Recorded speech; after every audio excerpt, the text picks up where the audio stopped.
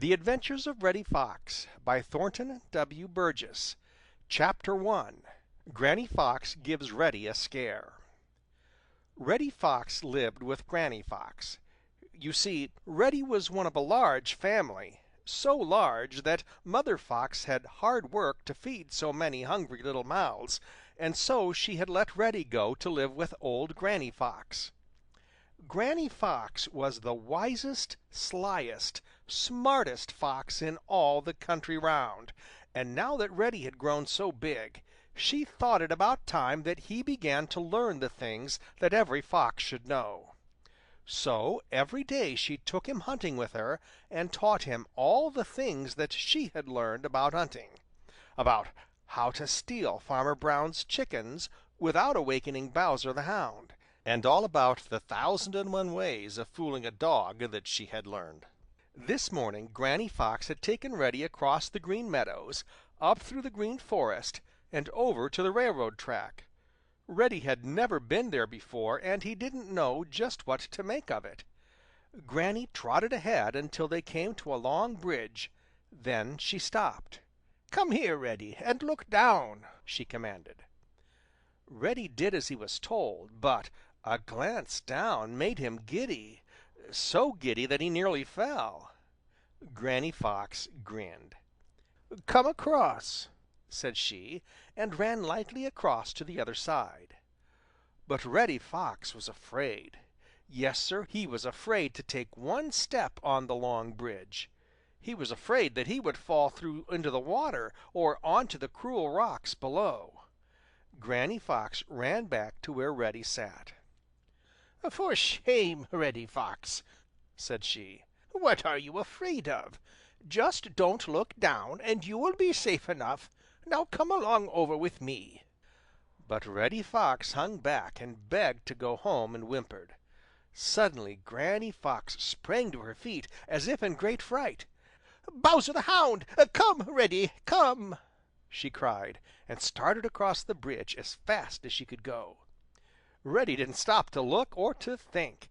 His one idea was to get away from Bowser the Hound. "Wait, Granny, wait!" he cried, and started after her as fast as he could run. He was in the middle of the bridge before he remembered it at all. When he was at last safely across, it was to find old Granny Fox sitting down, laughing at him. Then for the first time Reddy looked behind him to see where Bowser the Hound might be. He was nowhere to be seen. Could he have fallen off the bridge? "Where is Bowser the Hound?" cried Reddy. "Home in Farmer Brown's dooryard," replied Granny Fox dryly. Reddy stared at her for a minute. Then he began to understand that Granny Fox had simply scared him into running across the bridge. Reddy felt very cheap indeed. "Now we'll run back again," said Granny Fox, and this time Reddy did. End of Chapter 1. Chapter 2. Granny Shows Reddy a Trick. Every day Granny Fox led Reddy Fox over to the long railroad bridge and made him run back and forth across it until he had no fear of it whatever. At first it had made him dizzy, but now he could run across at the top of his speed and not mind it in the least. "I don't see what good it does to be able to run across a bridge. Any one can do that," exclaimed Reddy one day. Granny Fox smiled. "Do you remember the first time you tried to do it?" she asked. Reddy hung his head. Of course he remembered that Granny had had to scare him into crossing that first time. Suddenly Granny Fox lifted her head. "Hark!" she exclaimed. Reddy pricked up his sharp pointed ears. Way off back, in the direction from which they had come, they heard the baying of a dog. It wasn't the voice of Bowser the Hound, but of a younger dog. Granny listened for a few minutes. The voice of the dog grew louder as it drew nearer. "He certainly is following our track," said Granny Fox. Now, Reddy, you run across the bridge and watch from the top of the little hill over there. Perhaps I can show you a trick that will teach you why I have made you learn to run across the bridge." Reddy trotted across the long bridge and up to the top of the hill, as Granny had told him to. Then he sat down to watch. Granny trotted out in the middle of a field and sat down. Pretty soon a young hound broke out of the bushes, his nose in Granny's track. Then he looked up and saw her, and his voice grew still more savage and eager. Granny Fox started to run as soon as she was sure that the hound had seen her. But she did not run very fast. Reddy did not know what to make of it, for Granny seemed simply to be playing with the hound and not really trying to get away from him at all. Pretty soon Reddy heard another sound. It was a long, low rumble. Then there was a distant whistle. It was a train. Granny heard it too. As she ran, she began to work back toward the long bridge. The train was in sight now. Suddenly Granny Fox started across the bridge so fast that she looked like a little red streak. The dog was close at her heels when she started, and he was so eager to catch her that he didn't see either the bridge or the train. But he couldn't begin to run as fast as Granny Fox. Oh my, no! When she had reached the other side, he wasn't halfway across, and right behind him, whistling for him to get out of the way, was the train. The hound gave one frightened yelp, and then he did the only thing he could do. He leaped down, down into the swift water below, and the last Reddy saw of him, he was frantically trying to swim ashore. Now you know why I wanted you to learn to cross a bridge. It's a very nice way of getting rid of dogs," said Granny Fox, as she climbed up beside Reddy. End of Chapter 2. Chapter 3. Bowser the Hound Isn't Fooled. Reddy Fox had been taught so much by Granny Fox that he began to feel very wise and very important. Reddy is naturally smart, and he had been very quick to learn the tricks that old Granny Fox had taught him. But Reddy Fox is a boaster. Every day he swaggered about on the Green Meadows and bragged how smart he was. Blacky the Crow grew tired of Reddy's boasting. "If you're so smart, what is the reason you always keep out of sight of Bowser the Hound?" asked Blacky. "For my part, I don't believe that you are smart enough to fool him." A lot of little meadow people heard Blacky say this, and Reddy knew it. He also knew that if he didn't prove Blacky in the wrong, he would be laughed at forever after.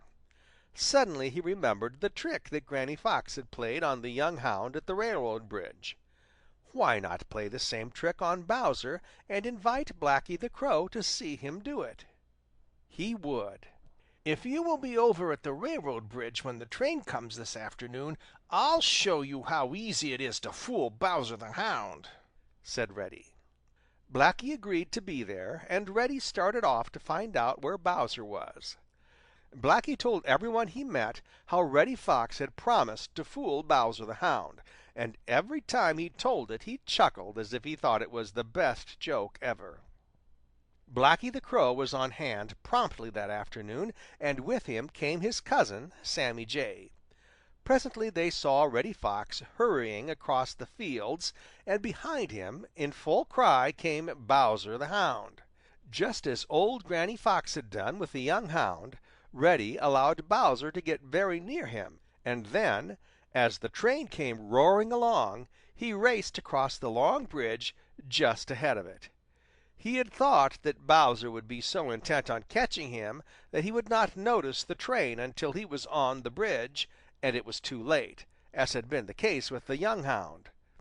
Then Bowser would have to jump down into the swift river or be run over. As soon as Reddy was across the bridge, he jumped off the track and turned to see what would happen to Bowser the Hound. The train was halfway across the bridge, but Bowser was nowhere to be seen. He must have jumped already. Reddy sat down and grinned in the most self-satisfied way. The long train roared past, and Reddy closed his eyes to shut out the dust and smoke. When he opened them again, he looked right into the wide open mouth of Bowser the Hound, who was not 10 feet away. "Did you think you could fool me with that old trick?" roared Bowser. Reddy didn't stop to make reply. He just started off at the top of his speed, a badly frightened little fox. You see, Bowser the Hound knew all about that trick, and he had just waited until the train had passed and then had run across the bridge right behind it.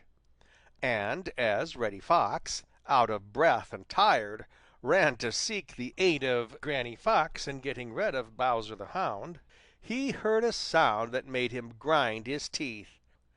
Ha ha ha! How smart we are! It was Blacky the Crow. End of Chapter 3. Chapter 4. Reddy Fox Grows Bold. Reddy Fox was growing bold. Everybody said so, and what everybody says must be so. Reddy Fox had always been very sly and not bold at all. The truth is, Reddy Fox had so many times fooled Bowser the Hound and Farmer Brown's boy that he had begun to think himself very smart indeed. He had really fooled himself. Yes, Sir, Reddy Fox had fooled himself. He thought himself so smart that nobody could fool him. Now, it is one of the worst habits in the world to think too much of oneself. And Reddy Fox had the habit. Oh my, yes. Reddy Fox certainly did have the habit. When anyone mentioned Bowser the Hound, Reddy would turn up his nose and say, "Pooh! It's the easiest thing in the world to fool him." You see, he had forgotten all about the time Bowser had fooled him at the railroad bridge. Whenever Reddy saw Farmer Brown's boy, he would say with the greatest scorn, "Who's afraid of him? Not I." So as Reddy Fox thought more and more about his own smartness, he grew bolder and bolder. Almost every night he visited Farmer Brown's henyard. Farmer Brown set traps all around the yard, but Reddy always found them and kept out of them. It got so that Unc Billy Possum and Jimmy Skunk didn't dare go to the henhouse for eggs any more, for fear that they would get into one of the traps set for Reddy Fox. Of course, they missed those fresh eggs, and of course they blamed Reddy Fox. "Never mind," said Jimmy Skunk, scowling down on the Green Meadows where Reddy Fox was taking a sun bath. "Farmer Brown's boy will get him yet. I hope he does." Jimmy said this a little spitefully and just as if he really meant it. Now when people think that they are very, very smart, they like to show off. You know it isn't any fun at all to feel smart unless others can see how smart you are. So Reddy Fox, just to show off, grew very bold indeed. He actually went up to Farmer Brown's henyard in broad daylight, and almost under the nose of Bowser the Hound he caught the pet chicken of Farmer Brown's boy. Old Mister Buzzard, sailing overhead high up in the blue, blue sky, saw Reddy Fox and shook his bald head. "I see trouble on the way. Yes, I do. Yes, I do.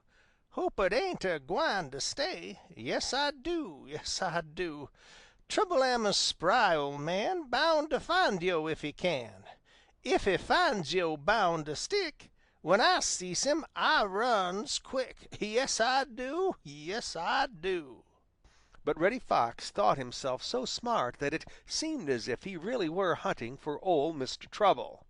And when he caught the pet chicken of Farmer Brown's boy, Old Mr. Trouble was right at his heels. End of Chapter 4. Chapter 5. Reddy Grows Careless. Old Mr. Buzzard was right. Trouble was right at the heels of Reddy Fox, although Reddy wouldn't have believed it if he had been told. He had stolen that plump pet chicken of Farmer Brown's boy for no reason under the sun but to show off. He wanted everyone to know how bold he was. He thought himself so smart that he could do just exactly what he pleased, and no one could stop him. He liked to strut around through the Green Forest and over the Green Meadows and brag about what he had done and what he could do. Now, people who brag and boast and who like to show off are almost sure to come to grief, and when they do, very few people are sorry for them. None of the little meadow and forest people liked Reddy Fox anyway, and they were getting so tired of his boasting that they just ached to see him get into trouble. Yes, Sir, they just ached to see Reddy get into trouble. Peter Rabbit, happy-go-lucky Peter Rabbit, shook his head gravely when he heard how Reddy had stolen that pet chicken of Farmer Brown's boy and was boasting about it to everyone. Reddy Fox is getting so puffed up that pretty soon he won't be able to see his own feet," said Peter Rabbit. "Well, what if he doesn't?" demanded Jimmy Skunk. Peter looked at Jimmy in disgust. "He comes to grief, however fleet, who doesn't watch his flying feet. Jimmy Skunk, if you didn't have that little bag of scent that everybody is afraid of, you would be a lot more careful where you step," replied Peter. "If Reddy doesn't watch out, some day he'll step right into a trap." Jimmy Skunk chuckled. "I wish he would," said he. Now, when Farmer Brown's boy heard about the boldness of Reddy Fox, he shut his mouth tight in a way that was unpleasant to see and reached for his gun. "I can't afford to raise chickens to feed foxes," said he. Then he whistled for Bowser the Hound, and together they started out. It wasn't long before Bowser found Reddy's tracks. "Bow wow! Wow wow!" roared Bowser the Hound. Reddy Fox, taking a nap on the edge of the Green Forest, heard Bowser's big deep voice. He pricked up his ears. Then he grinned. "I feel just like a good run today," said he, and he trotted off along the crooked little path down the hill. Now this was a beautiful summer day, and Reddy knew that in summer men and boys seldom hunt foxes. "It's only Bowser the Hound," thought Reddy, "and when I've had a good run, I'll play a trick on him so that he will lose my track." So Reddy didn't use his eyes as he should have done. You see, he thought himself so smart that he had grown careless. Yes, Sir, Reddy Fox had grown careless. He kept looking back to see where Bowser the Hound was, but didn't look around to make sure that no other danger was near. Old Mister Buzzard, sailing round and round way up in the blue, blue sky, could see everything going on down below. He could see Reddy Fox running along the edge of the Green Forest, and every few minutes stopping to chuckle and listen to Bowser the Hound trying to pick out the trail Reddy had made so hard to follow by his twists and turns. And he saw something else, did old Mr. Buzzard. It looked to him very much like the barrel of a gun sticking out from behind an old tree just ahead of Reddy. "I reckon it's just like I said. Reddy Fox is gwine to meet trouble right smart soon," muttered old Mr. Buzzard. End of chapter 5 and end of section 1. Recording by John Leader, Bloomington, Illinois.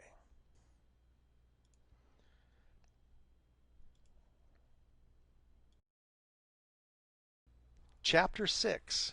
Drummer the Woodpecker Drums in Vain.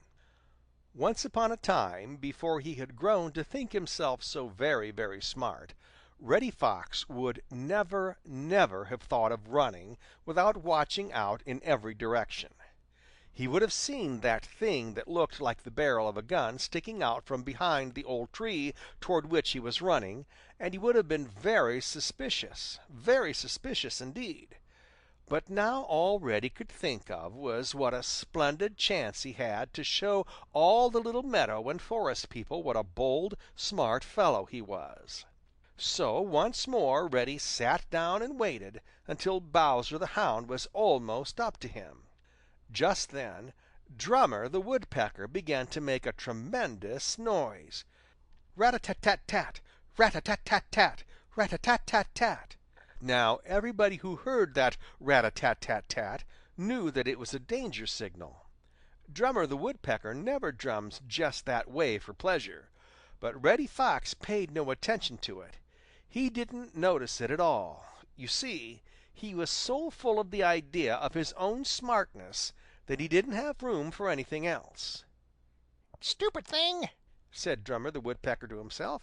I don't know what I'm trying to warn him for anyway. The Green Meadows and the Green Forest would be better off without him, a lot better off. Nobody likes him. He's a dreadful bully and is all the time trying to catch or scare to death those who are smaller than he. Still, he is so handsome. Drummer cocked his head on one side and looked over at Reddy Fox. Reddy was laughing to see how hard Bowser the Hound was working to untangle Reddy's mixed-up trail. Yes, sir, he certainly is handsome, said Drummer once more. Then he looked down at the foot of the old tree on which he was sitting, and what he saw caused Drummer to make up his mind. I surely would miss seeing that beautiful red coat of his. I surely would, he muttered. If he doesn't hear and heed now, it won't be my fault. Then Drummer the Woodpecker began such a furious rat-a-tat-tat on the trunk of the old tree that it rang through the Green Forest and out across the Green Meadows almost to the Purple Hills. Down at the foot of the tree, a freckled face on which there was a black scowl looked up. It was the face of Farmer Brown's boy. "What ails that pesky woodpecker?" he muttered. "If he doesn't keep still, he'll scare that fox." He shook a fist at Drummer, but Drummer didn't appear to notice. He kept right on, rat-a-tat-tat-tat, rat-a-tat-tat-tat, rat-a-tat-tat-tat. End of Chapter 6. Chapter 7. Too late, Reddy Fox hears. Drummer the Woodpecker was pounding out his danger signal so fast and so hard that his red head flew back and forth almost too fast to see. Rat-a-tat-tat-tat-a-tat-tat, beat Drummer on the old tree trunk on the edge of the Green Forest. When he stopped for breath, he looked down into the scowling face of Farmer Brown's boy, who was hiding behind the old tree trunk. Drummer didn't like the looks of that scowl, not a bit, and he didn't like the looks of the gun which Farmer Brown's boy had. He knew that Farmer Brown's boy was hiding there to shoot Reddy Fox, but Drummer was beginning to be afraid that Farmer Brown's boy might guess what all that drumming meant, that it was a warning to Reddy Fox. And if Farmer Brown's boy did guess that, anyway, on the other side of the tree there was a better place to drum. So Drummer the Woodpecker crept around to the other side of the tree, and in a minute was drumming harder than ever. Whenever he stopped for breath, he looked out over the Green Meadows to see if Reddy Fox had heard his warning. But if Reddy had heard, he hadn't heeded. Just to show off before all the little meadow and forest people, Reddy had waited until Bowser the Hound had almost reached him. Then, with a saucy flirt of his tail, Reddy Fox started to show how fast he could run, and that is very fast indeed. It made Bowser the Hound seem very slow, as, with his nose to the ground, he came racing after Reddy, making a tremendous noise with his great voice. Now, Reddy Fox had grown as careless as he had grown bold. Instead of looking sharply ahead, he looked this way and that way to see who was watching and admiring him. So he took no note of where he was going and started straight for the old tree trunk on which Drummer the Woodpecker was pounding out his warning of danger. Now Reddy Fox has sharp eyes and very quick ears. My, indeed he has. But just now Reddy was as deaf as if he had cotton stuffed in his ears. He was chuckling to himself to think how he was going to fool Bowser the Hound and how smart everyone would think him, when all of a sudden he heard the rat-a-tat-tat-a-tat-tat of Drummer the Woodpecker and knew that that meant danger. For just a wee little second it seemed to Reddy Fox that his heart stopped beating. He couldn't stop running, for he had let Bowser the Hound get too close for that.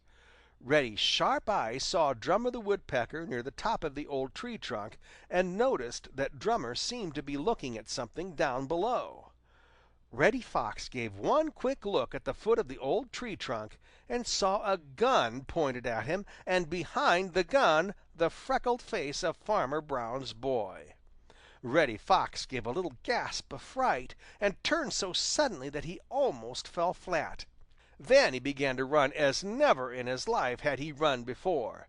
It seemed as though his flying feet hardly touched the grass.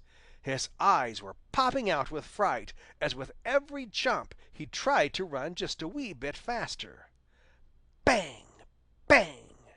Two flashes of fire and two puffs of smoke darted from behind the old tree trunk. Drummer the Woodpecker gave a frightened scream and flew deep into the Green Forest. Peter Rabbit flattened himself under a friendly bramble bush. Johnny Chuck dived headfirst down his doorway. Reddy Fox gave a yelp, a shrill little yelp of pain, and suddenly began to go lame. But Farmer Brown's boy didn't know that. He thought he had missed, and he growled to himself, "I'll get that fox yet for stealing my pet chicken." End of chapter 7. Chapter 8. Granny Fox Takes Care of Reddy. Reddy Fox was so sore and lame that he could hardly hobble. He had had the hardest kind of work to get far enough ahead of Bowser the Hound to mix his trail up so that Bowser couldn't follow it. Then he had limped home, big tears running down his nose, although he tried hard not to cry. "Oh, oh, oh!" moaned Reddy Fox, as he crept in at the doorway of his home. What's the matter now?" snapped old Granny Fox, who had just waked up from a sun nap. I've got hurt," said Reddy Fox, and he began to cry harder. Granny Fox looked at Reddy sharply. "What have you been doing now? Tearing your clothes on a barbed wire fence, or trying to crawl through a bullbriar thicket? I should think you were big enough by this time to look out for yourself," said Granny Fox crossly, as she came over to look at Reddy's hurts.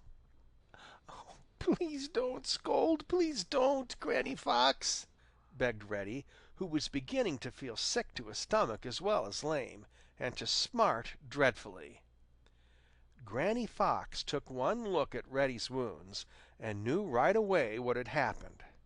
She made Reddy stretch himself out at full length, and then she went to work on him, washing his wounds with the greatest care and binding them up. She was very gentle, was old Granny Fox, as she touched the sore places, but all the time she was at work her tongue flew, and that wasn't gentle at all. Oh my, no, there was nothing gentle about that. You see, old Granny Fox is wise and very, very sharp and shrewd.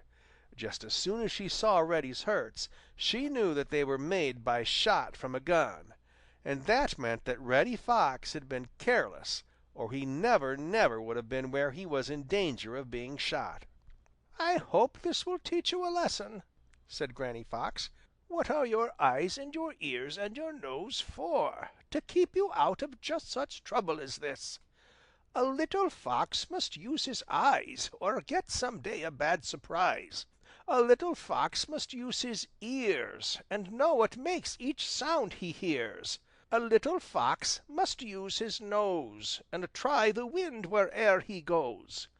A little fox must use all three to live to grow as old as me. Now tell me all about it, Reddy Fox. This is summer and men don't hunt foxes now. I don't see how it happens that Farmer Brown's boy was waiting for you with a gun." So Reddy Fox told Granny Fox all about how he had run too near the old tree trunk behind which Farmer Brown's boy had been hiding. But Reddy didn't tell how he had been trying to show off, or how in broad daylight he had stolen the pet chicken of Farmer Brown's boy. You may be sure he was very careful not to mention that. And so old Granny Fox puckered up her brows and thought, trying to find some good reason why Farmer Brown's boy should have been hunting in the summertime. "Caw! Caw! Caw!" shouted Blacky the Crow. The face of Granny Fox cleared. Blacky the Crow has been stealing, and Farmer Brown's boy was out after him when Reddy came along," said Granny Fox, talking out loud to herself. Reddy Fox grew very red in the face, but he never said a word. Chapter 9. Peter Rabbit Hears the News. Johnny Chuck came running up to the edge of the Old Briar-patch quite out of breath. You see, he is so round and fat and roly-poly that to run makes him puff and blow. Johnny Chuck's eyes danced with excitement as he peered into the Old Briar-patch, trying to see Peter Rabbit. "Peter! Peter Rabbit! Oh, Peter!" he called. No one answered. Johnny Chuck looked disappointed. It was the middle of the morning, and he had thought that Peter would surely be at home then. He would try once more. "Oh, you, Peter Rabbit!" he shouted in such a high-pitched voice that it was almost a squeal. "What you want?" asked a sleepy voice from the middle of the Old Briar-patch. Johnny Chuck's face lighted up. "Come out here, Peter, where I can look at you!" cried Johnny. "Go away, Johnny Chuck. I'm sleepy," said Peter Rabbit, and his voice sounded just a wee bit cross, for Peter had been out all night, a habit which Peter has. "I've got some news for you, Peter," called Johnny Chuck eagerly. "How do you know it's news to me?" asked Peter, and Johnny noticed that his voice wasn't quite so cross. "I'm almost sure it is, for I've just heard it myself, and I've hurried right down here to tell you because I think you'll want to know it," replied Johnny Chuck. "Pooh!" said Peter Rabbit. "It's probably as old as the hills to me. You folks who go to bed with the sun don't hear the news until it's old. What is it?" "It's about Reddy Fox," began Johnny Chuck, but Peter interrupted him. "Shucks, Johnny Chuck, you are slow. Why, it was all over Green Meadows last night how Reddy Fox had been shot by Farmer Brown's boy," jeered Peter Rabbit. "Well, that's no news. And here you've waked me up to tell me something I knew before you went to bed last night. It serves Reddy Fox right. Hope he'll be lame for a week," added Peter Rabbit. "He can't walk at all!" cried Johnny Chuck in triumph, sure now that Peter Rabbit hadn't heard the news. "What's that?" demanded Peter, and Johnny Chuck could hear him begin to hop along one of his little private paths in the heart of the Old Briar-patch. He knew now that Peter Rabbit's curiosity was roused, and he smiled to himself. In a few minutes Peter thrust a sleepy-looking face out from the Old Briar-patch and grinned rather sheepishly. "What was that you were saying about Reddy Fox?" he asked again. "I've got a good mind not to tell you, Mr. Know-it-all," exclaimed Johnny Chuck. "Oh, please, Johnny Chuck," pleaded Peter Rabbit. Finally Johnny gave in. "I said that Reddy Fox can't walk. Aren't you glad, Peter?" "How do you know?" asked Peter, for Peter is very suspicious of Reddy Fox and has to watch out for his tricks all the time. "Jimmy Skunk told me. He was up by Reddy's house early this morning and saw Reddy try to walk. He tried and couldn't. You won't have to watch out for Reddy Fox for some time, Peter. It serves him right, doesn't it?" "Let's go up and see if it really is true," said Peter suddenly. "All right," said Johnny Chuck, and off they started. End of Chapter 9 and end of Section 2. Recording by John Leader, Bloomington, Illinois.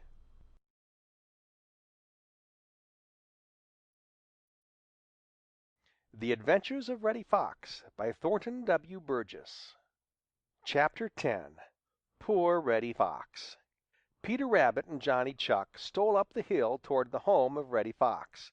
As they drew near, they crept from one bunch of grass to another and from bush to bush, stopping behind each to look and listen. They were not taking any chances. Johnny Chuck was not much afraid of Reddy Fox, for he had whipped him once, but he was afraid of old Granny Fox. Peter Rabbit was afraid of both. The nearer he got to the home of Reddy Fox, the more anxious and nervous he grew. You see, Reddy Fox had played so many tricks to try and catch Peter that Peter was not quite sure that this was not another trick. So he kept a sharp watch in every direction, ready to run at the least sign of danger. When they had tiptoed and crawled to a point where they could see the doorstep of the Fox home, Peter Rabbit and Johnny Chuck lay down in a clump of bushes and watched. Pretty soon they saw old Granny Fox come out.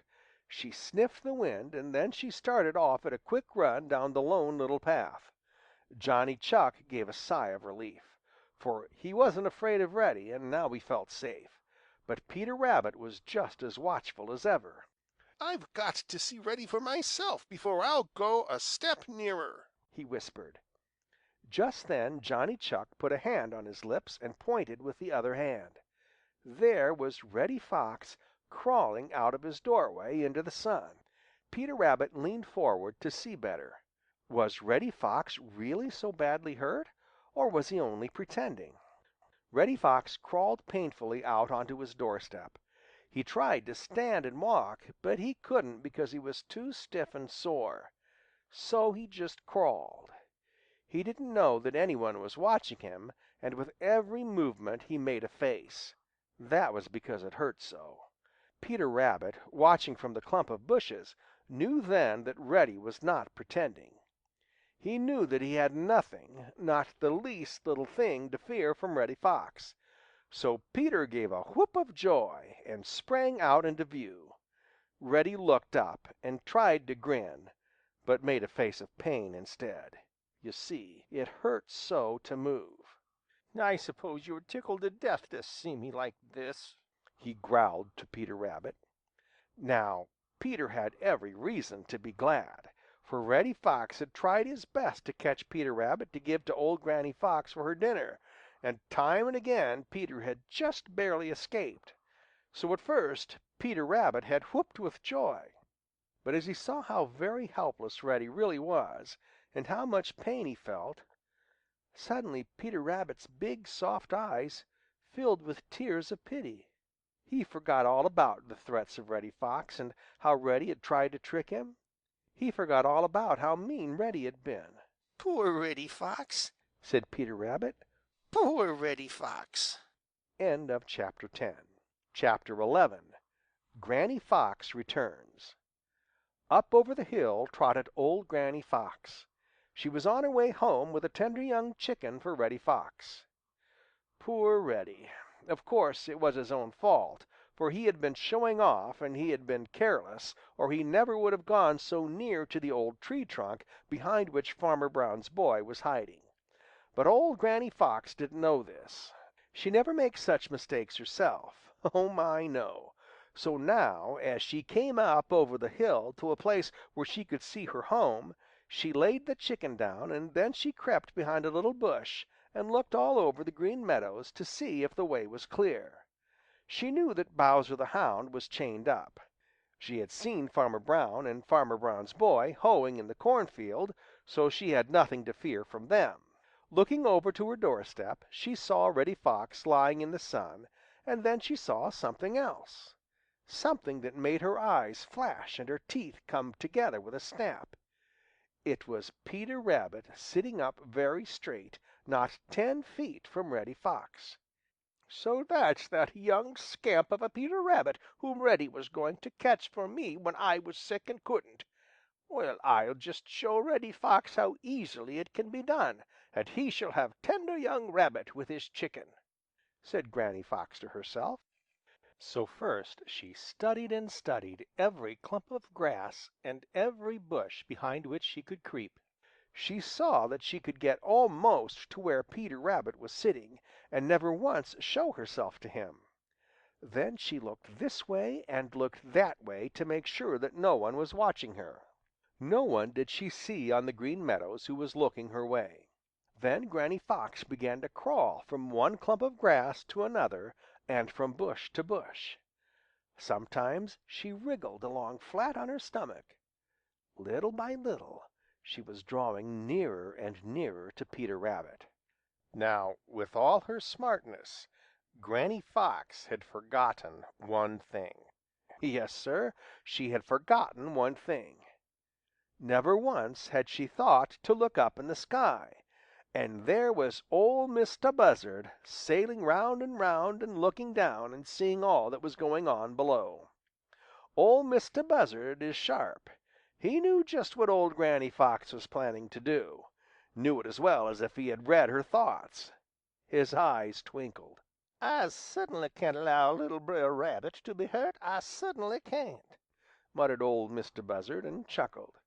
Then he slanted his broad wings downward and without a sound slid down out of the sky till he was right behind Granny Fox.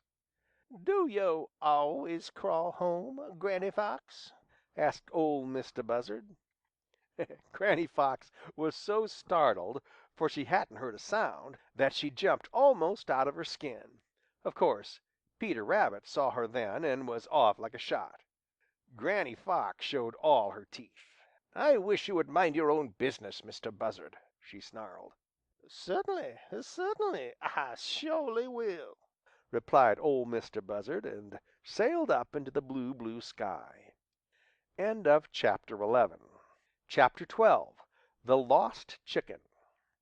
When old Granny Fox had laid down the chicken she was bringing home to Reddy Fox to try to catch Peter Rabbit, she had meant to go right back and get it as soon as she had caught Peter. Now she saw Peter going across the Green Meadows, lipperty-lipperty-lip, as fast as he could go. She was so angry that she hopped up and down. She tore up the grass and ground her long white teeth. She glared up at old Mr. Buzzard, who had warned Peter Rabbit, but all she could do was to scold, and that didn't do her much good, for in a few minutes old Mr. Buzzard was so far up in the blue, blue sky that he couldn't hear a word she was saying. My, but old Granny Fox certainly was angry. If she hadn't been so angry, she might have seen Johnny Chuck lying as flat as he could make himself behind a big clump of grass. Johnny Chuck was scared. Yes, indeed, Johnny Chuck was dreadfully scared. He had fought Reddy Fox and whipped him, but he knew that old Granny Fox would be too much for him. So it was with great relief that Johnny Chuck saw her stop tearing up the grass and trot over to see how Reddy Fox was getting along.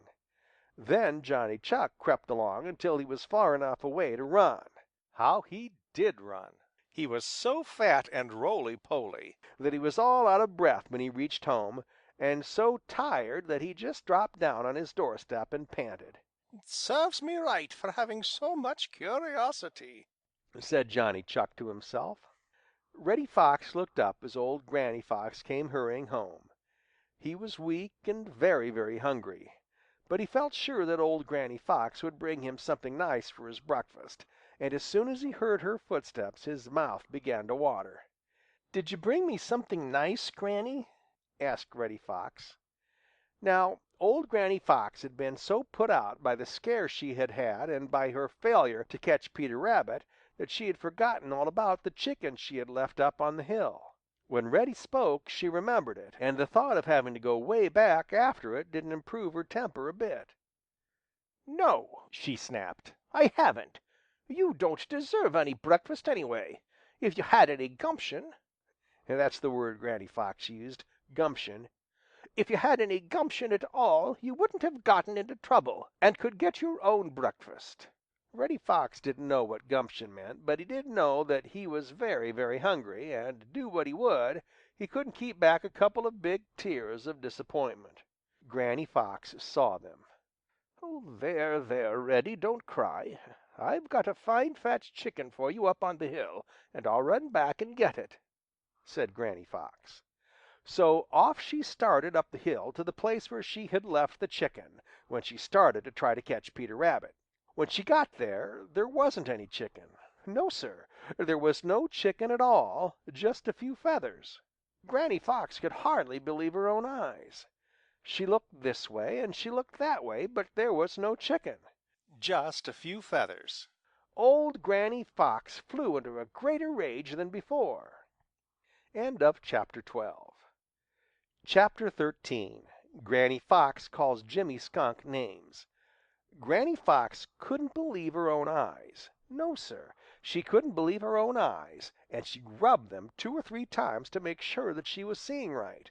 That chicken certainly had disappeared, and left no trace of where it had gone. It was very queer. Old Granny Fox sat down to think who would dare steal anything from her. Then she walked in a big circle with her nose to the ground, sniffing and sniffing. What was she doing that for? Why, to see if she could find the tracks of anyone who might have stolen her chicken. "Aha!" exclaimed old Granny Fox, starting to run along the top of the hill, her nose to the ground. "Aha! I'll catch him this time." In a few minutes she began to run more slowly, and every 2 or 3 steps she would look ahead. Suddenly her eyes snapped, and she began to creep almost flat on her stomach, just as she had crept for Peter Rabbit. But it wasn't Peter Rabbit this time. It was, who do you think? Jimmy Skunk. Yes, Sir, it was Jimmy Skunk. He was slowly ambling along, for Jimmy Skunk never hurries. Every big stick or stone that he could move he would pull over or look under, for Jimmy Skunk was hunting for beetles. Old Granny Fox watched him. "He must have a tremendous appetite to be hunting for beetles after eating my chicken," muttered she. Then she jumped out in front of Jimmy Skunk, her eyes snapping, her teeth showing, and the hair on her back standing on end so as to make her look very fierce.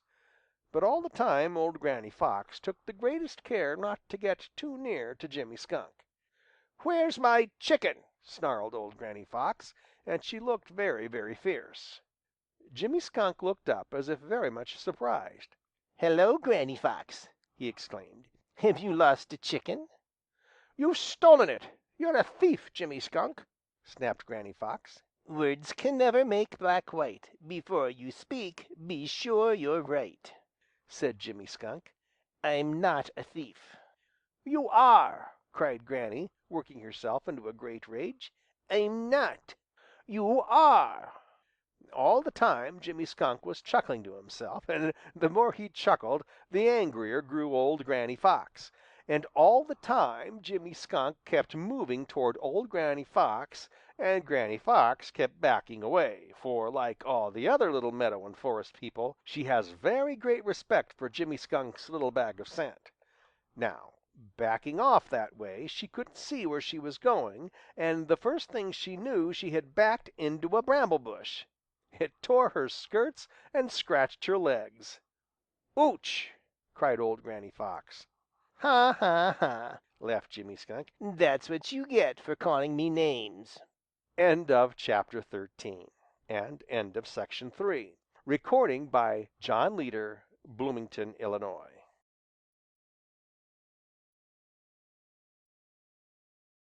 The Adventures of Reddy Fox by Thornton W. Burgess. Chapter 14. Granny Fox Finds What Became of the Chicken. Old Granny Fox was in a terrible temper. Dear, dear, it certainly was a dreadful temper. Jimmy Skunk laughed at her, and that made it worse. When he saw this, Jimmy Skunk just rolled over and over on the ground and shouted, he was so tickled. Of course, it wasn't the least bit nice of Jimmy Skunk, but you know that Granny Fox had been calling Jimmy a thief. Then Jimmy doesn't like Granny Fox anyway, nor do any of the other little meadow and forest people, for most of them are very much afraid of her. When old Granny Fox finally got out of the bramble bush, she didn't stop to say anything more to Jimmy Skunk, but hurried away, muttering and grumbling and grinding her teeth.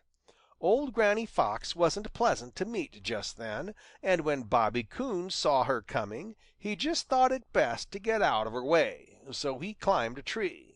It wasn't that Bobby Coon was afraid of old Granny Fox, bless you, no. Bobby Coon isn't a bit afraid of her.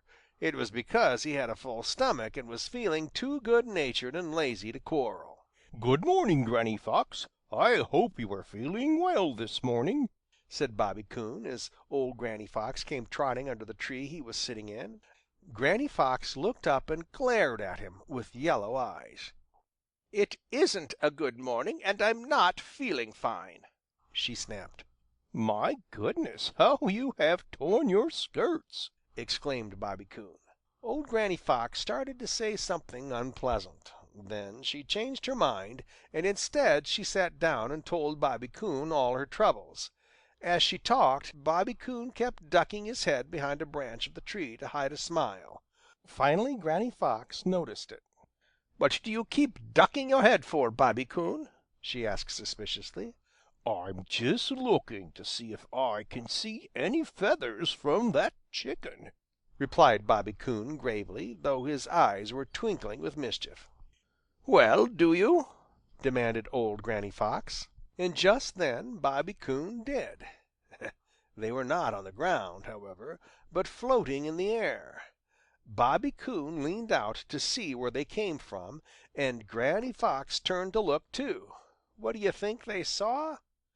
Why, sitting on a tall dead tree was Mr. Goshawk, just then swallowing the last of Granny's chicken. "Thief! Thief! Robber! Robber!" shrieked old Granny Fox.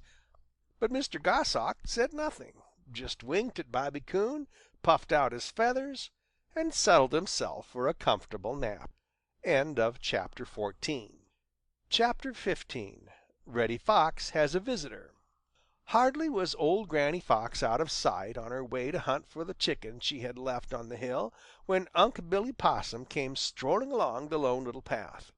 He was humming to himself, for he had just had a good breakfast. One of the Merry Little Breezes spied him and hurried to meet him and tell him about how Reddy Fox had been shot. Unc' Billy listened, and the grin with which he greeted the Merry Little Breeze grew into a broad smile. "Are you all sure about that?" he asked. The Merry Little Breeze was sure. Unc' Billy Possum stopped for a few minutes and considered. "Serves that no-count Reddy Fox right," chuckled Unc' Billy. "He done spoiled my hunting at Farmer Brown's. He raised such a fuss among the hens up there. 'Tisn't safe to go up there any more. No, Sah, 'tisn't safe, and it won't be safe for a right smart while. Did you say that Granny Fox is home?" The Merry Little Breeze hadn't said anything about Granny Fox, but now remembered that she had gone up the hill. "I believe I will just tote my sympathy over to Reddy Fox," said Unc' Billy Possum, as he started in the direction of Reddy Fox's house. But he made sure that old Granny Fox was not at home before he showed himself. Reddy Fox lay on his doorstep. He was sick and sore and stiff. Indeed, he was so stiff he couldn't walk at all, and he was weak and hungry, dreadfully hungry. When he heard footsteps, he thought old Granny Fox was bringing him the chicken after which he had gone. He felt too ill even to turn his head. "Did you get the chicken, Granny?" he asked weakly. No one answered. "I say, did you get the chicken, Granny?" Reddy's voice sounded a little sharp and cross as he asked this time. Still there was no reply, and Reddy began to be a little bit suspicious. He turned over and raised his head to look. Instead of old Granny Fox, there was Unc' Billy Possum grinning at him. "Smarty, Smarty is a thief. Smarty, Smarty came to grief. Tried to show off just for fun and ran too near a loaded gun. Yo' certainly has got just what you deserve, and I'm glad of it. I'm glad of it, sah," said Unc' Billy Possum severely. An angry light came into the eyes of Reddy Fox and made them an ugly yellow for just a minute, but he felt too sick to quarrel. Unc' Billy Possum saw this. He saw how Reddy was really suffering, and down deep in his heart Unc' Billy was truly sorry for him. But he didn't let Reddy know it. No, indeed. He just pretended to be tickled to death to see Reddy Fox so helpless. He didn't dare stay long for fear Granny Fox would return.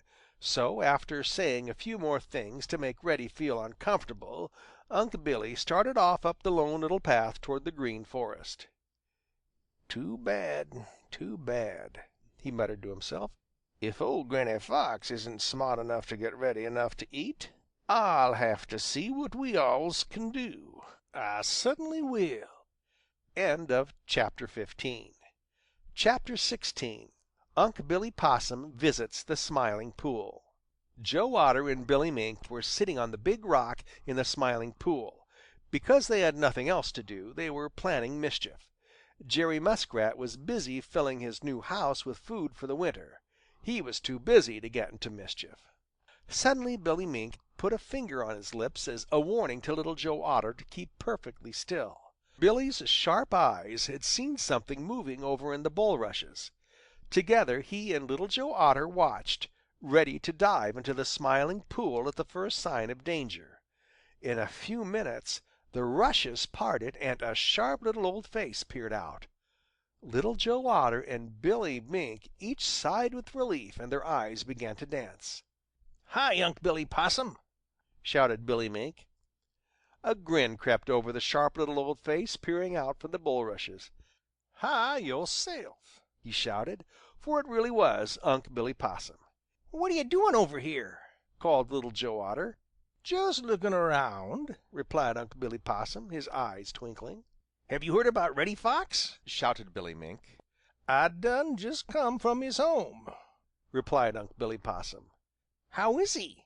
asked Little Joe Otter. "Po'ly. He surely is po'ly," replied Unc Billy Possum, shaking his head soberly. Then Unc Billy told Billy Mink and Little Joe Otter how Reddy Fox was so stiff and sore and sick that he couldn't get anything to eat for himself, and how old Granny Fox had lost a chicken which she had caught for him. "Serves him right!" exclaimed Billy Mink, who has never forgotten how Reddy Fox fooled him and caught the most fish once upon a time. Unc Billy nodded his head. "Yo' all right. Yo' certainly all right. Yes, Sah, I reckons yo' all right." "Was you ever hungry, Billy Mink? Real hungry?" asked Unc Billy Possum. Billy Mink thought of the time when he went without his dinner because Mr. Night Heron had gobbled it up, when Billy had left it in a temper. He nodded his head. "I was just a-wondering," continued Unc Billy Possum, "how it would seem to be right smart, powerful hungry, and not be able to hunt for anything to eat." For a few minutes no one said a word. Then Billy Mink stood up and stretched. "Good by," said Billy Mink.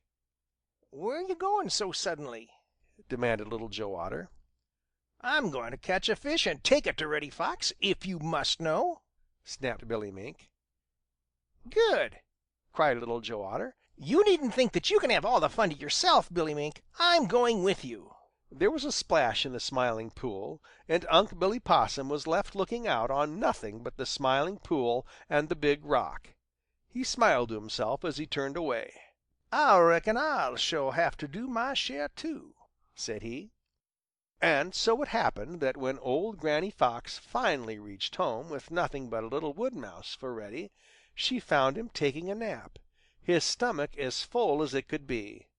And just a little way off were two fish tails and the feathers of a little duck. Chapter 17. Farmer Brown's Boy is Determined. Farmer Brown's boy had made up his mind. When he shut his teeth with a click and drew his lips together into a thin straight line, those who knew him were sure that Farmer Brown's boy had made up his mind. That is just what he had done now. He was cleaning his gun, and as he worked he was thinking of his pet chicken and of all the other chickens that Reddy Fox had taken. "I'm going to get that fox if it takes all summer!" exclaimed Farmer Brown's boy. "I ought to have gotten him the other day when I had a shot at him. Next time, well, we'll see, Mr. Fox, what will happen next time." Now some one heard Farmer Brown's boy, heard everything he said, though Farmer Brown's boy didn't know it. It was Unc Billy Possum, who was hiding in the very pile of wood on which Farmer Brown's boy was sitting. Unc Billy pricked up his ears. He didn't like the tone of voice in which Farmer Brown's boy spoke.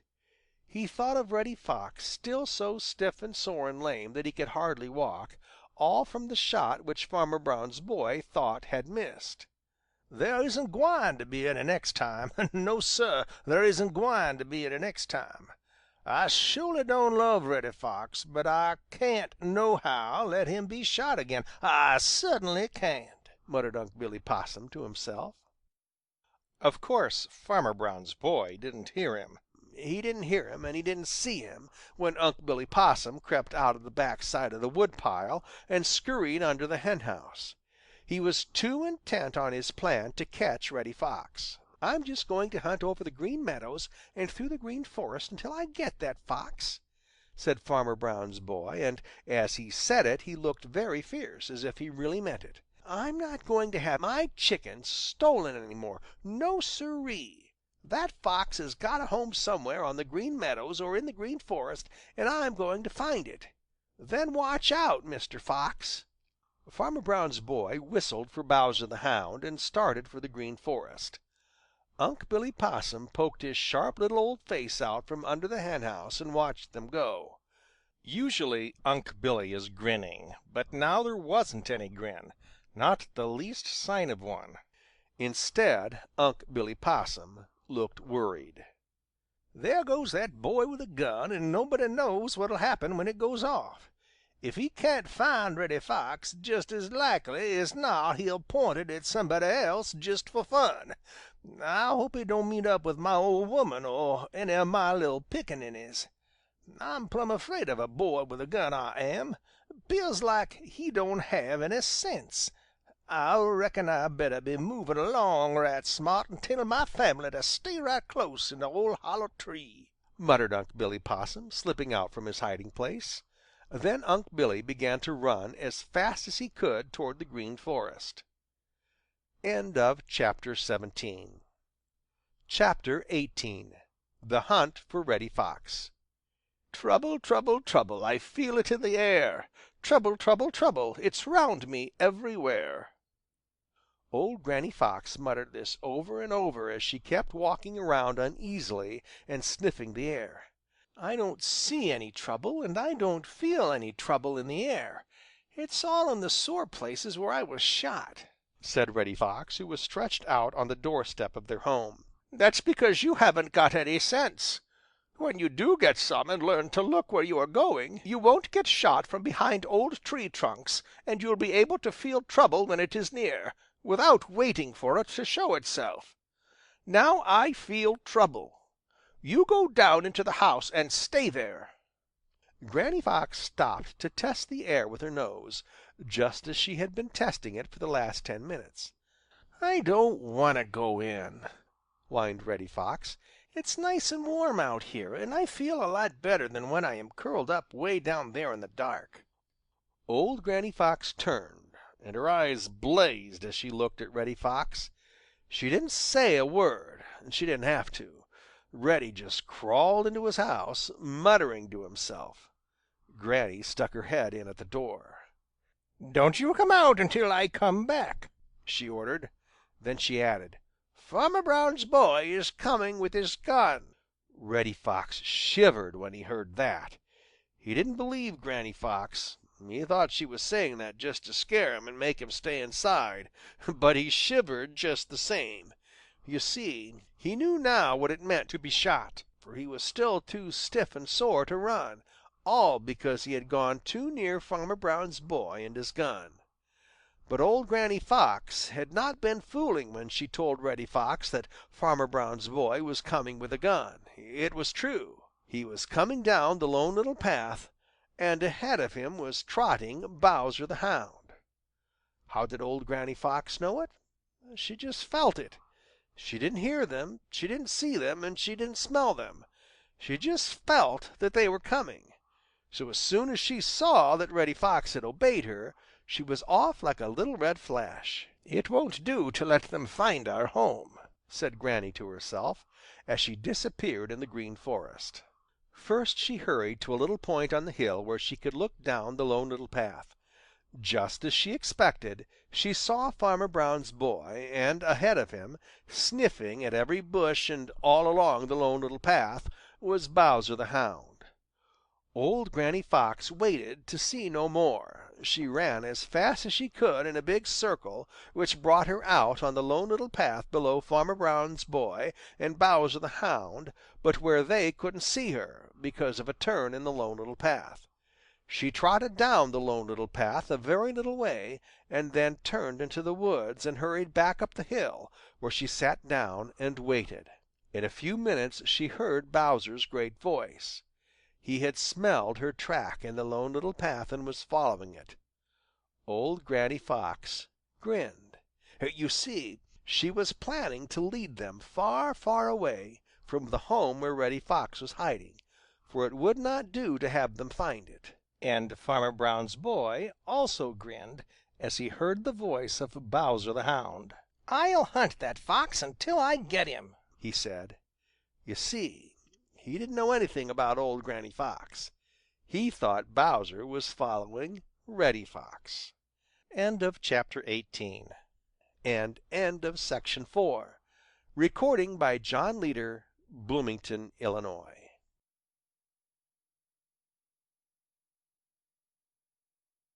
The Adventures of Reddy Fox by Thornton W. Burgess. Chapter 19. Unc Billy Possum gives warning. "What's the matter with you, Unc Billy? You look as if you had lost your last friend." It was Jimmy Skunk who spoke. Unc Billy Possum stopped short. He had been hurrying so fast that he hadn't seen Jimmy Skunk at all. "Mad enough, sah, mad enough," said Unc Billy Possum, when he could get his breath. "Do you hear that noise?" "Sure I hear that noise. That's only Bowser the Hound chasing old Granny Fox. When she gets tired, she'll lose him," replied Jimmy Skunk. "What are you worrying about Bowser the Hound for?" "Bowser the Hound will have to be smarter than he is now before he can worry me, I reckon," said Unc Billy Possum scornfully. "It isn't Bowser the Hound, it's Farmer Brown's boy and his gun." Then Unc Billy told Jimmy Skunk how he had been hiding in the woodpile at Farmer Brown's and had heard Farmer Brown's boy say that he was going to hunt over the Green Meadows and through the Green Forest until he got Reddy Fox. "What of it?" asked Jimmy Skunk. "If he gets Reddy Fox, so much the better.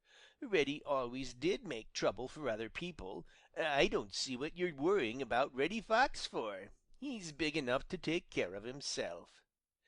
"Yo' cert'nly are plumb slow in your wits this morning, Jimmy Skunk. Yo' cert'nly are plumb slow. Supposin' yo' should meet up with Farmer Brown's boy with that gun in his hands, and supposin' he had grown tired of watching for Reddy Fox. That gun might go off, Jimmy Skunk. It might go off when it was pointing right straight at yo'," said Unc Billy Possum. Jimmy Skunk looked serious. "That's so, Unc Billy, that's so," he said. "Boys with guns do get dreadfully careless, dreadfully careless. They don't seem to think anything about the feelings of those likely to get hurt when the gun goes off. What was you thinking of doing, Unc Billy?" "Just passing the word along so everybody in the Green Meadows and in the Green Forest will keep out of the way of Farmer Brown's boy," replied Unc Billy Possum. "Good idea, Unc Billy. I'll help you," said Jimmy Skunk. So Unc Billy Possum went one way, and Jimmy Skunk went another way, and everyone they told hurried to tell someone else. Happy Jack Squirrel told Chatterer the Red Squirrel, Chatterer told Striped Chipmunk, and Striped Chipmunk told Danny Meadow Mouse. Danny Meadow Mouse told Johnny Chuck. Johnny Chuck told Peter Rabbit. Peter Rabbit told Jumper the Hare. Jumper the Hare told Prickly Porky. Prickly Porky told Bobby Coon. Bobby Coon told Billy Mink. Billy Mink told Little Joe Otter. Little Joe Otter told Jerry Muskrat, and Jerry Muskrat told Grandfather Frog. And everybody hastened to hide from Farmer Brown's boy and his terrible gun. By and by Farmer Brown's boy noticed how still it was in the Green Forest. Nowhere did he see or hear a bird. Nowhere could he catch a glimpse of anybody who wore fur. "That fox must have scared away all the other animals and driven away all the birds. I'll get him. See if I don't," muttered Farmer Brown's boy, and never once guessed that they were hiding from him. End of chapter 19. Chapter 20. Old Granny Fox Makes a Mistake.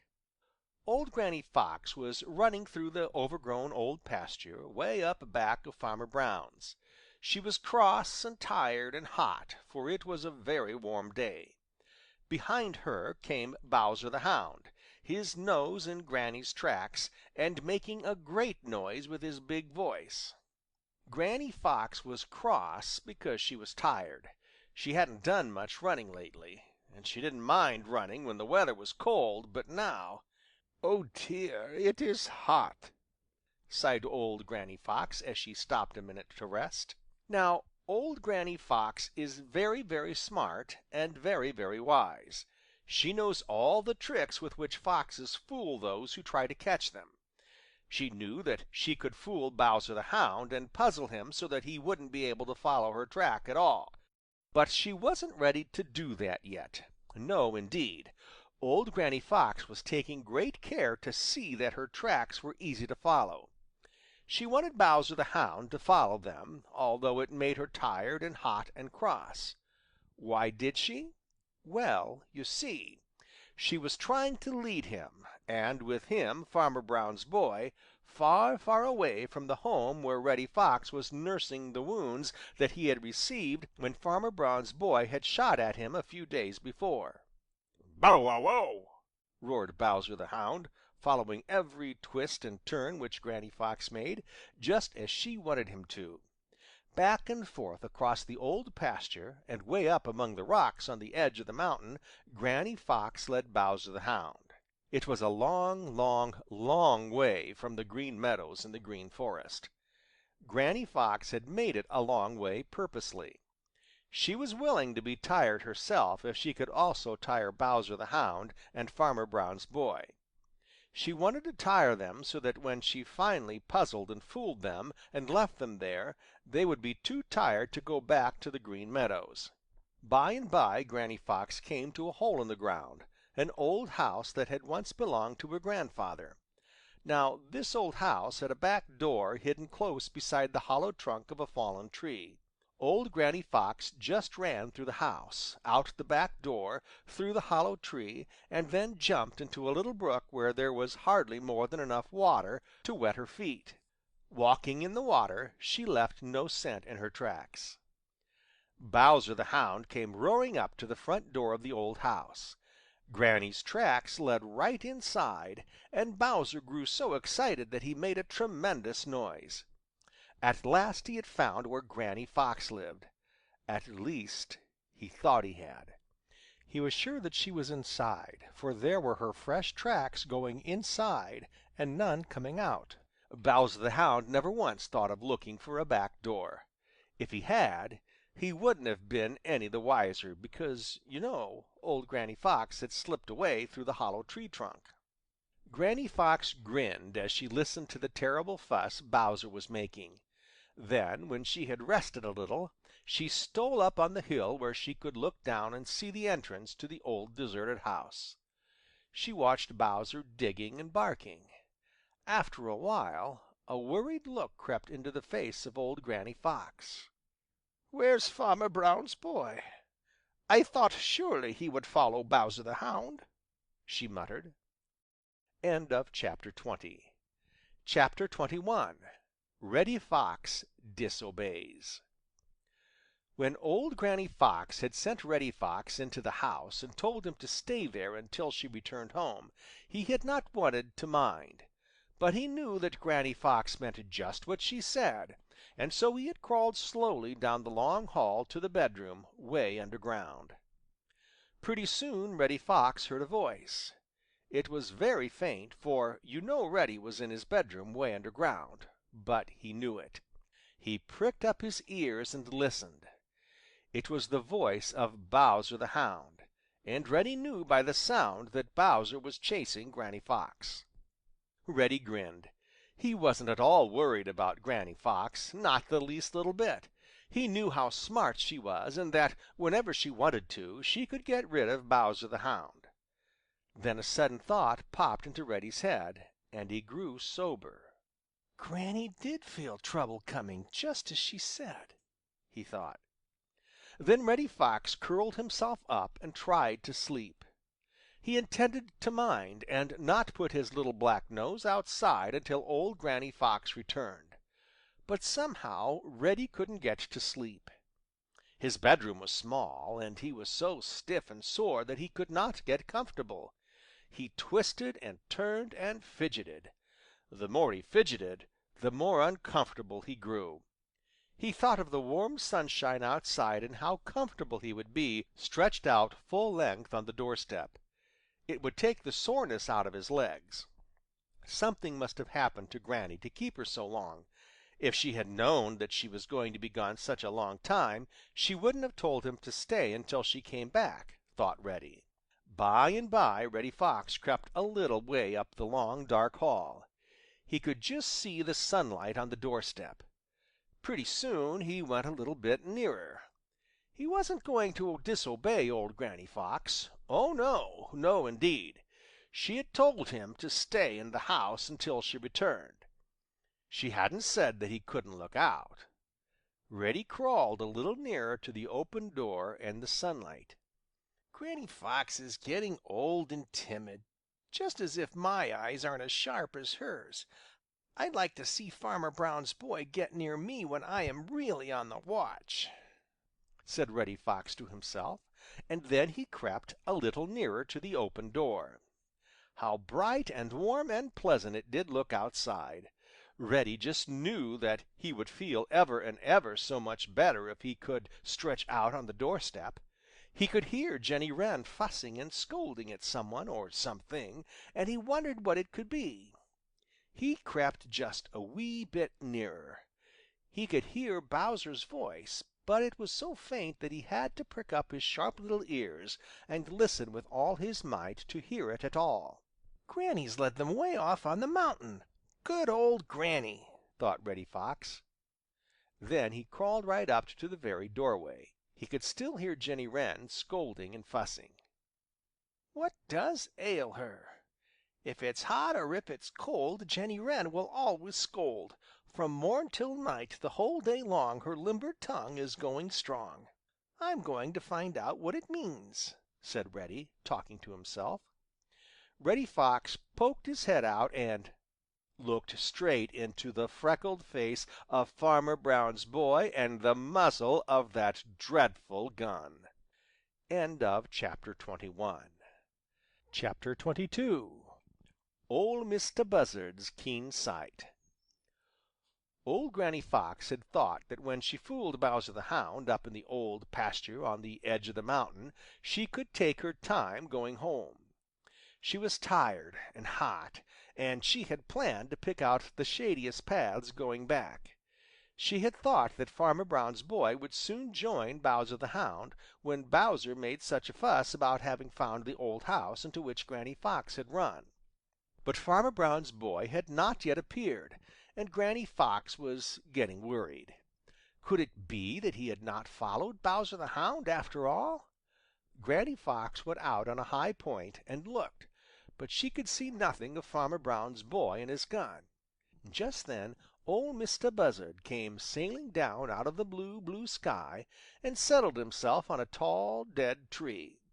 Now Granny Fox hadn't forgotten how old Mr. Buzzard had warned Peter Rabbit just as she was about to pounce on him, but she suddenly thought that old Mr. Buzzard might be of use to her. So old Granny Fox smoothed out her skirts and walked over to the foot of the tree where old Mr. Buzzard sat. "How do you do today, neighbor Buzzard?" inquired Granny Fox, smiling up at old Mr. Buzzard. "I'm so as to be up and about, thank you," replied old Mr. Buzzard, spreading his wings out so that air could blow under them. "My!" exclaimed old Granny Fox. "What splendid great wings you have, Mr. Buzzard! It must be grand to be able to fly. I suppose you can see a great deal from way up there in the blue, blue sky, Mr. Buzzard." Old Mr. Buzzard felt flattered. "Yes," said he, "I can see all that's going on the Green Meadows and in the Green Forest." "Oh, Mr. Buzzard, you don't really mean that!" exclaimed old Granny Fox, just as if she wanted to believe it but couldn't. "Yes, I can," replied old Mr. Buzzard. "Really, Mr. Buzzard? Really? Oh, I can't believe that your eyes are so sharp as all that."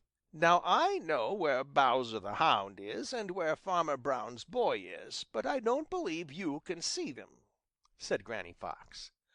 Old Mr. Buzzard never said a word, but spread his broad wings, and in a few minutes he had sailed up, up, up, until he looked just like a tiny speck to old Granny Fox.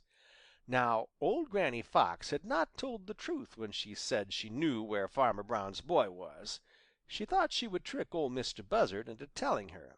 In a few minutes down came old Mr. Buzzard.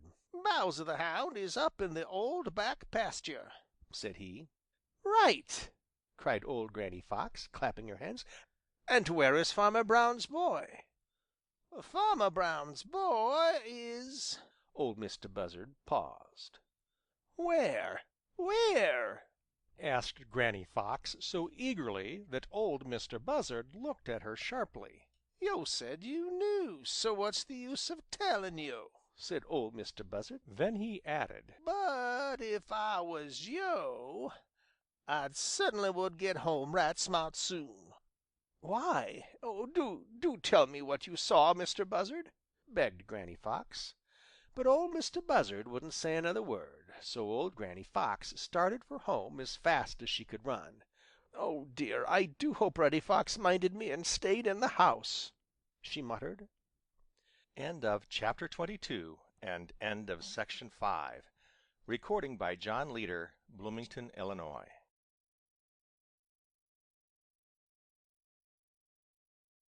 The Adventures of Reddy Fox by Thornton W. Burgess. Chapter 23.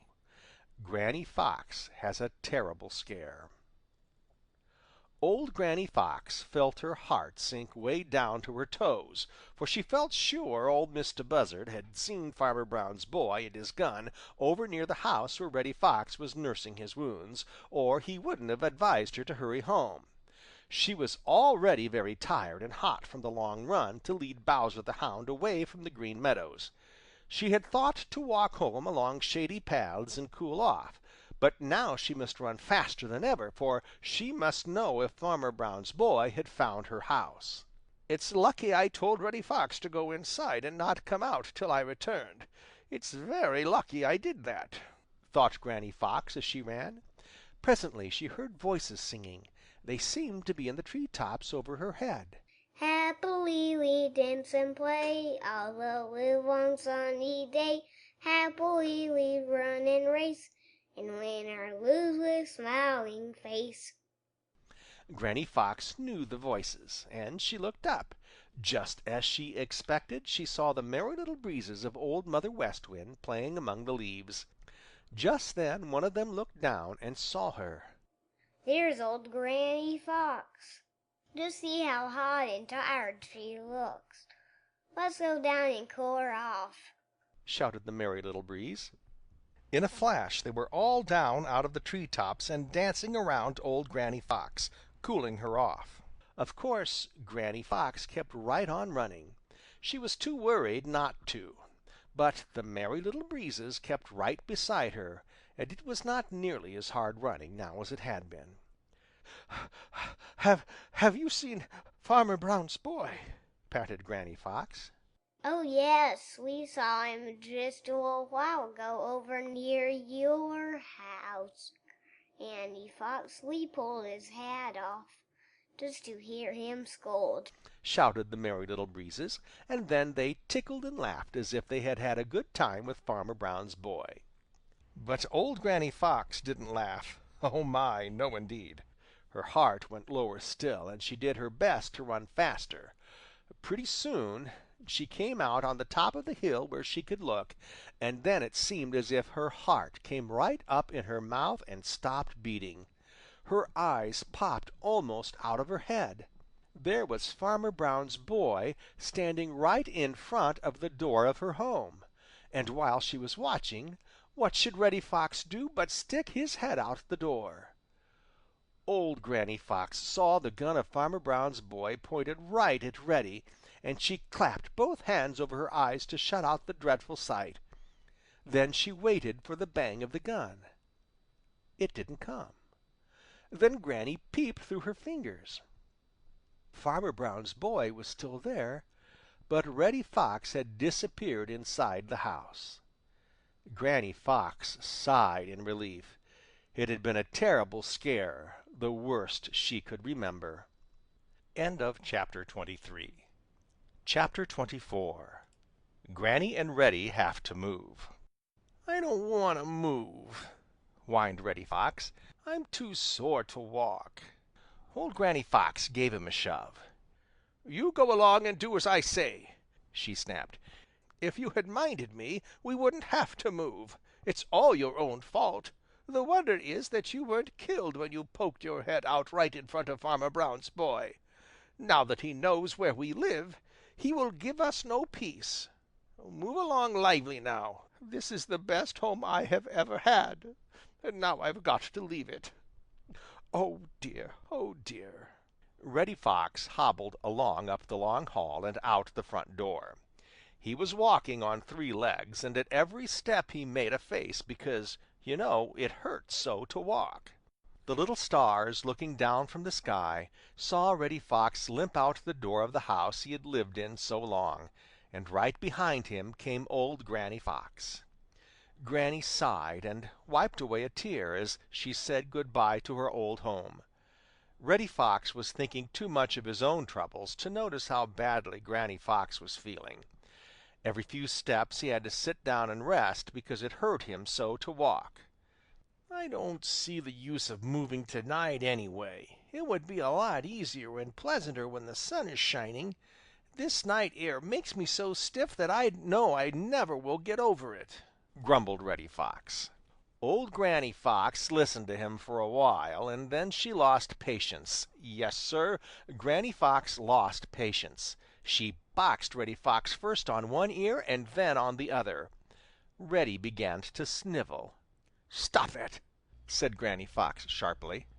"Do you want all the neighbors to know that we have got to move? They'll find it out soon enough.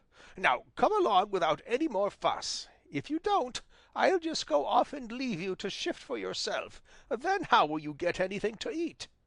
Reddy Fox wiped his eyes on his coat sleeve and hobbled along as best he could.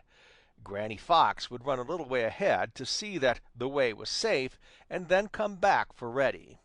Oh, poor Reddy! He did his best not to complain, but it was such hard work, and somehow Reddy Fox didn't believe that it was at all necessary. He had been terribly frightened when he had disobeyed Granny Fox that afternoon and put his head out the door, only to look right into the freckled face of Farmer Brown's boy. He had ducked back out of sight again too quickly for Farmer Brown's boy to shoot, and now he couldn't see why old Granny Fox wanted to move that very night. "She's getting old. She's getting old and timid and fussy," muttered Reddy Fox as he hobbled along behind her. It seemed to Reddy as if they had walked miles and miles. He really thought that they had been walking nearly all night when old Granny Fox stopped in front of the worst-looking old fox house Reddy had ever seen. "Here we are," said she. "What? Are we going to live in that thing?" cried Reddy. "It isn't fit for any respectable fox to put his nose into." "It is where I was born," snapped old Granny Fox. "If you want to keep out of harm's way, don't go to putting on airs now. Who scorns the simple things of life and tilts his nose at all he sees is almost sure to feel the knife of want cut through his pleasant ease. Now don't let me hear another word from you, but get inside at once." Reddy Fox didn't quite understand all Granny Fox said, but he knew when she was to be obeyed, and so he crawled gingerly through the broken-down doorway. End of chapter 24. Chapter 25. Peter Rabbit Makes a Discovery. Hardly had jolly, round, red Mr. Sun thrown off his nightcap and come out from his home behind the Purple Hills for his daily climb up in the blue, blue sky, when Farmer Brown's boy started down the Lone Little Path through the Green Forest. Peter Rabbit, who had been out all night and was just then on his way home, saw him. Peter stopped and sat up to rub his eyes and look again. He wasn't quite sure that he had seen aright the first time, but he had. There was Farmer Brown's boy, sure enough, and at his heels trotted Bowser the Hound. Peter Rabbit rubbed his eyes once more and wrinkled up his eyebrows. Farmer Brown's boy certainly had a gun over one shoulder and a spade over the other. Where could he be going down the Lone Little Path with a spade? Farmer Brown's garden certainly was not in that direction. Peter watched him out of sight, and then he hurried down to the Green Meadows to tell Johnny Chuck what he had seen. My, how Peter's long legs did fly! He was so excited that he had forgotten how sleepy he had felt a few minutes before. Halfway down to Johnny Chuck's house, Peter Rabbit almost ran plump into Bobby Coon and Jimmy Skunk, who had been quarreling and were calling each other names. They stopped when they saw Peter Rabbit. "Peter Rabbit runs away from his shadder, so they say. Peter, Peter, what a sight! Tell us why this sudden fright?" shouted Bobby Coon. Peter Rabbit stopped short. Indeed, he stopped so short that he almost turned a somersault. Say, he panted, I've just seen Farmer Brown's boy. "You don't say so," said Jimmy Skunk, pretending to be very much surprised. "You don't say so. Why, now I think of it, I believe I've seen Farmer Brown's boy a few times myself." Peter Rabbit made a good-natured face at Jimmy Skunk, and then he told all about how he had seen Farmer Brown's boy with a gun and spade, and Bowser the Hound going down the Lone Little Path. You know there isn't any garden down that way, he concluded. Bobby Coon's face wore a sober look. Yes, sir, all the fun was gone from Bobby Coon's face. "What's the matter?" asked Jimmy Skunk. "I was just thinking that Reddy Fox lives over in that direction, and he is so stiff that he cannot run," replied Bobby Coon. Jimmy Skunk hitched up his trousers and started toward the Lone Little Path. "Come on," said he. "Let's follow him and see what he is about." Bobby Coon followed at once, but Peter Rabbit said he would hurry over and get Johnny Chuck and then join the others. All this time Farmer Brown's boy had been hurrying down the Lone Little Path to the home old Granny Fox and Reddy Fox had moved out of the night before. Of course, he didn't know that they had moved. He put down his gun, and by the time Jimmy Skunk and Bobby Coon and Peter Rabbit and Johnny Chuck reached a place where they could peep out and see what was going on, he had dug a great hole.